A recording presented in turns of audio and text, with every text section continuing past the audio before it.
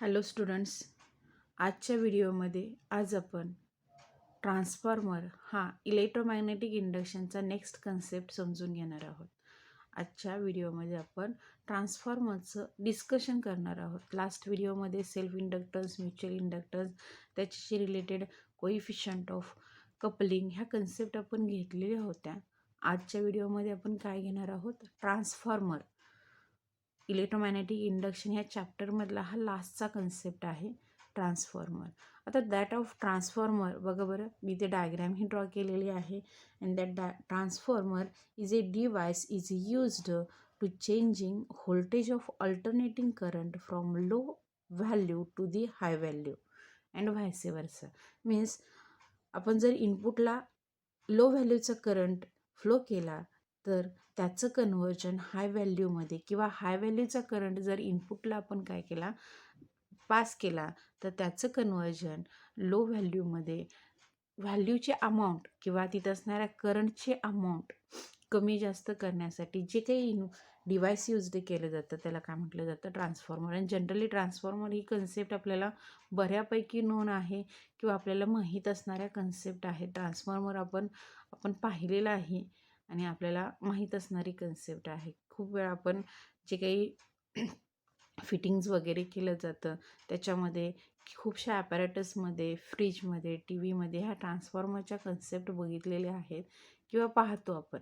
ह्या जनरल असणारा कन्सेप्ट आहे. फक्त ह्याचं असणारं प्रिन्सिपल जे आहे ते काय असेल? इट कॅन बी बेस्ड किंवा it can be works on the principle of mutual inductance. Mutual इंडक्टन्सच्या प्रिन्सिपलवरती किंवा बेसवरती ट्रान्सफॉर्मर वर्क करतो. ह्याचं असणारं प्रिन्सिपल जे आहे the principle of the transformer is based on the mutual inductance in which the changing current through one coil create a changing magnetic flux through a neighboring coil which turns induce the EMF and current in the second coil. हे असणारं त्याचं principle आहे. Means according to that mutual इंडक्टन्सनुसार असणारा जो concept आहे काय? If आपण पहिल्या असणाऱ्या कॉईलमध्ये जर तिथं काय केलं?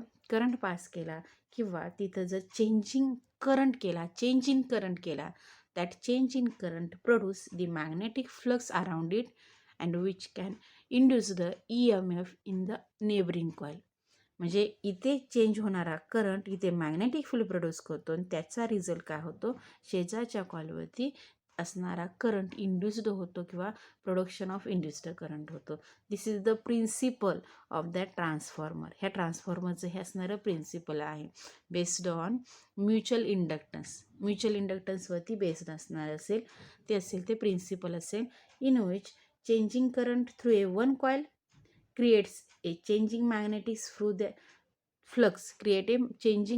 flux and induce the EMF in the neighboring coil. हे असणारं ह्या ट्रान्सफॉर्मरचं काय आहे? प्रिन्सिपल आहे. Then that of transformer are in two types. असणारे जे टाईप्स आहे ते काय असतील? ते स्टेप अप ट्रान्सफॉर्मर आहे आणि सेकंड आहे तो स्टेप डाऊन ट्रान्सफॉर्मर आहे. Step up transformer and second is an step down transformer. What is the step up and step down? हे जे दोन डिफरन्स किंवा दोन जे प्रकार आहेत, दोन जे टाईप आहेत, हे अकॉर्डिंग टू काय आहेत? According to number of turns आहेत आणि अमाऊंट ऑफ चेंजिंग जो आहे तो करंट कसा आहे चेंज होतो? High to low, low to high. म्हणजे हायपासून करंट लोला चेंज होतो का लोपासून हायला चेंज होतो? According to that step up and step down transformer काय होतो? डिवाइड होतो किंवा त्याचे दोन टाईप्स पडतात. फर्स्ट टाईप आहे तो स्टेप अप आहे. आता in which they change A low voltage of alternating current into high voltage of alternating current. Means low voltage तुम्ही जर इथे पास केला तर तो लोचा हायमध्ये कन्वर्ट करणारा जो असेल तो अप. लोचा हायमध्ये करणारा जो असेल low current is converted into high current. Means changing low voltage of EMF, low voltage of a EMF, low voltage of a alternating current is converted into high voltage of a alternating current. म्हणजे लोपासून हायला त्याला काय केलं, up केलं, उचललं. कमीपासून जास्त up केलं, तो म्हणजे असेल तो स्टेप अप ट्रान्सफॉर्म असेल. आणि अकॉर्डिंग टू दॅट प्रोनाऊन्सिएशन हा असणारा स्टेप डाऊन कसं असेल, स्टेप डाऊनचं असणारं जे असेल तो टाईप कसा डिफाईंड होईल. It is change high voltage of alternating EMF into low voltage of a alternating EMF. Means हायपासून लोला कन्वर्ट होणारा जो काही व्होल्टेजचा किंवा अल्टरनेटिंग करंटचा भाग असेल, that of transformer is a step down. म्हणजे तो काय होतो, हायपासून डाऊन होतो, कमी होतो तो डाऊन, आणि वाढतो तो अप होतो तो step up. Means the voltage of alternating current, voltage of alternating EMF current, जो काही कन्सेप्ट बोलाल तुम्ही, त्या दोन्ही कन्सेप्ट ज्याचा लोपासून हायमध्ये कन्वर्ट करतो तो असणारा ट्रान्सफॉर्मर असेल, तो स्टेप अप ट्रान्सफॉर्मर असेल. आणि जो हायपासून लोमध्ये कन्वर्ट करतो तो असेल तो स्टेप डाऊन ट्रान्सफॉर्मर असेल. हे बेसिक 2 ट्रान्सफॉर्मरचे टाईप्स आहेत. And that of type is also depends on number of turns. हे आपण लास्ट असणारे डेरिवेशन, एक दोन स्टेपचं डेरिवेशन घेणार. त्याच्या पुढे आपण that of 2 types again number of टर्न्सवरून सुद्धा डिफाईन करू. म्हणजे ह्या असणाऱ्या कॉईल आपण कन्सिडर केली. पहिली कॉईल आहे प्रायमरी कॉईल, दुसरी कॉईल आहे secondary coil, in which that number of turns in primary coil and number of turns in secondary coil. According to that number of turns, that of transformer is divided into that step up and step down. म्हणजे ते number of कॉईल्सवरून, number of टर्न्सवरून सुद्धा इथे असणारा ट्रान्सफॉर्मरचा जो आहे तो टाईप डिवाइड करता येतो. देन वर्किंग जर असेल किंवा हे प्रिन्सिपल आहे, हे टाईप्स आहेत. Then principle construction of that transformer, ह्या ट्रान्सफॉर्मरचं असणारं जे आहे ते कन्स्ट्रक्शन. बघा बरं, कन्स्ट्रक्शन काय असेल, तर इथे डायग्राम मी ड्रॉ केलेली आहे. डायग्राममध्ये सगळ्या कन्सेप्ट दिसतात. In which the transformer consist of A 2 coils. आता सांगितल्याप्रमाणे ही असेल 2 कॉइल्स. याच्यामधले ही पहिली कॉईल असेल प्रायमरी कॉईल, ही secondary coil. First coil, primary coil, secondary coil. That transformer consists of a 2 coils, primary coils and secondary coils, and that of 2 coils is wound on a arms of a rectangular frame called as an core. Means ह्या 2 coils ज्या आर्म्सला काय केलेले आहेत, wound केलेले आहेत. That of coils are wound on a rectangular frame. ह्या rectangular फ्रेमला ह्या 2 कॉइल्स काय केलेले आहेत, इथे गुंडळलेली आहे, वाउंड केलेली आहे, इथे गुंडळलेली आहे. That of rectangular frame is called as an core.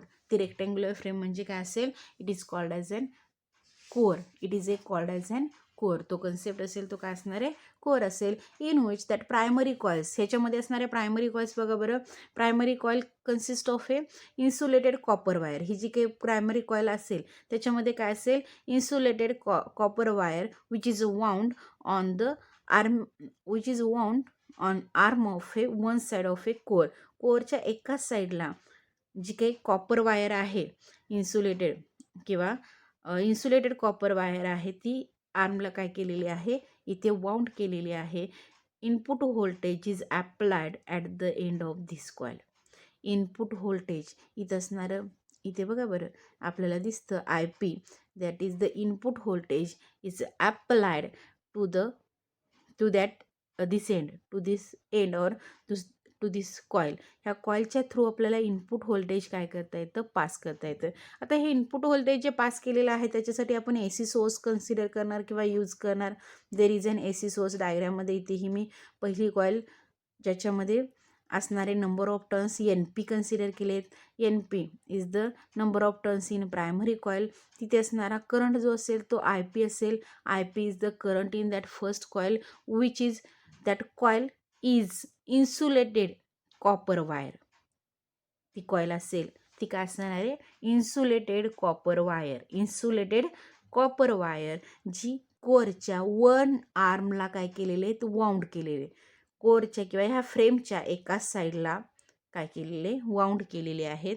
आणि ह्याला जो आपण इनपुट देणार, जो इनपुट AC सोर्समधून असेल, इनपुट जो आहे तो applied to that end of a coil. ह्या कॉईलच्या एंडला आपण इनपुट काय करणार, अप्लाय करणार. हा आहे तो प्रायमरी कॉईलचा भाग आहे. देन सेकंडरी कॉईल, इथे असणारी secondary coil in which NS is the number of turns in that secondary coil, IS is the current in that secondary coils, and it is also the insulated copper wire. ही सुद्धा काय आहे, insulated copper wire आहे. हा असणारा जो भाग आहे second कॉईलचा जो भाग आहे तो सुद्धा काय आहे, it is the insulated copper wire bounded अनादर साइड ऑफ दॅट कोअर. कोअरच्या दुसऱ्या साईडला वाउंड झालेली इन्सुलेटेड कॉपर वायर आहे, तो काय असेल, सेकंडरी कॉईलचा भाग असेल.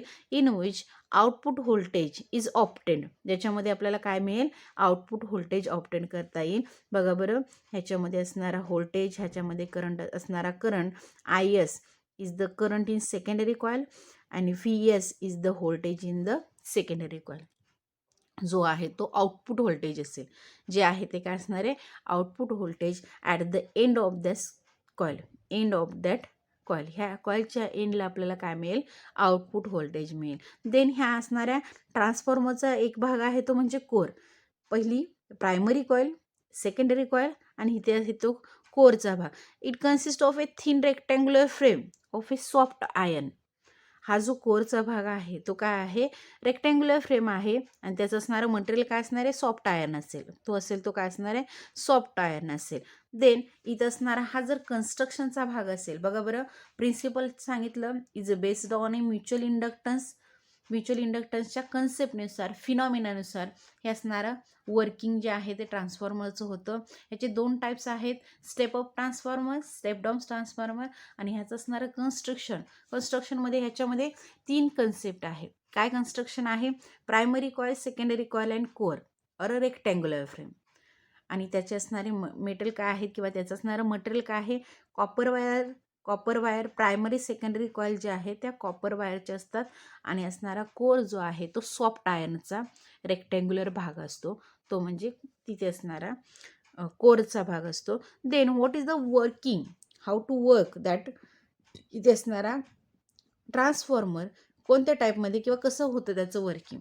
तर सपोज आपण पहिल्या टर्मला, when terminal of a primary coil are connected to a source, इथं दिसतं आपल्याला, मी आता जे सांगितलं ते AC सोर्सला काय केलेलं आहे, प्रायमरी कॉईलच्या आपण काय केलेले आहे, प्रायमरी कॉईलच्या टर्म्स किंवा तिथे असणाऱ्या प्रायमरी कॉईलच्या एंडला आपण काय केलेलं आहे, AC सोर्स कनेक्ट केलेले आहेत. When the terminals of a primary coils are connected to a source of alternating EMF, there is an alternating current through it. तिथे असणारा करंट इथे फ्लो होईल, म्हणजे AC करंट इथून पास होईल. And then the alternating current produce a time varying magnetic field. Alternating current आपण इथे vary केला किंवा प्रोड्यूस केला तर which produce time varying magnetic field around that coil. time varying magnetic field around that coil in that core of transformer.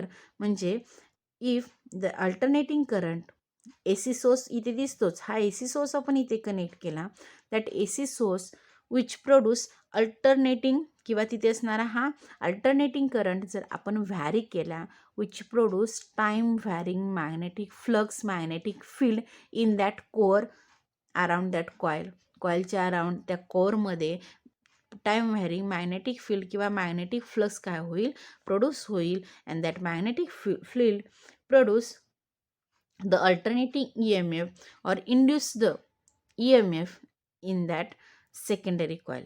तिथे असणारा alternating EMF is induced in that secondary coil.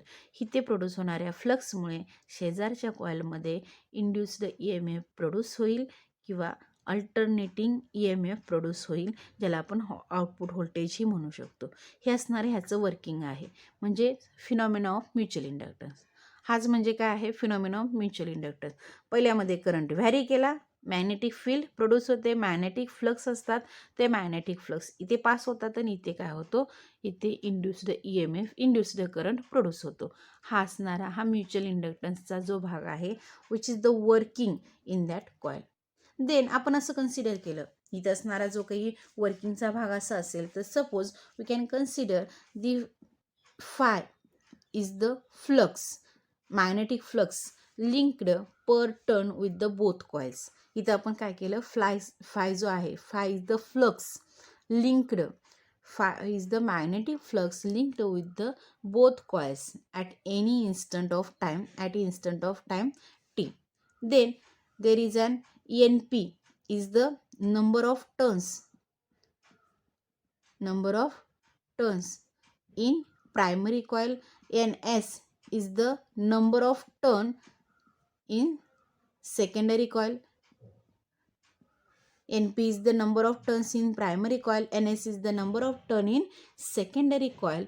Then the magnetic flux for that primary coil and secondary coil is, इथे असणाऱ्या magnetic flux इथं आपण find out करायचं, phi s किंवा phi p पहिल्यांदा घेऊ आपण. Magnetic flux in a primary coil is equal to NP phi and magnetic flux in secondary coil is equal to NS phi. हे जर आपण इक्वेशन फर्स्ट कन्सिडर करू, ह्याला इक्वेशन सेकंड कन्सिडर करू. बघा बरं, इथे असणारा फ्लक्स कन्सिडर केला. Phi is the flux at any instant of time T. Phi flux consider केला, magnetic flux. Then number of turns in the primary coil NP, इथेच आता जस्ट कन्सिडर केलेला भाग आहे. NS is the number of turns in secondary coil. According to that number of turns and flux आपण total flux in a primary coil, total flux phi p in a primary coil is equal to NP phi and total flux in secondary coil is equal to phi s is equal to NS phi. हे असणारे इथे असणारे flux असतील. According to Faraday's law, induced EMF in that primary coil and secondary coil. Faraday's लॉवरून आपल्याला EMF find out करता येईल in primary coil. Primary कॉइलमध्ये असणारा EMF PSL is equal to, according to Faraday's law, it is a d phi p divided by dt. d phi b divided by dt. And secondary coil मध्ये असणारा induced EMF काय असेल, ES is equal to minus d phi s divided by dt. minus d phi s divided by dt असेल.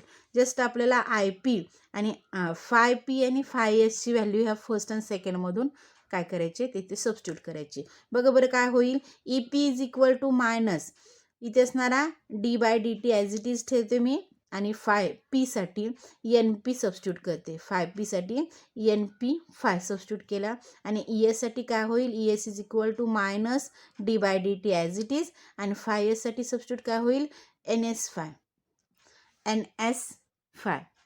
ह्या value substitute केला. NP NS constant आहेत, ते दोन्ही डेरिव्हेटिव्हच्या बाहेर येतील. Minus NP d pi by d t and ES मध्ये काय होईल, minus NS d phi by d t, minus NS d phi by d T.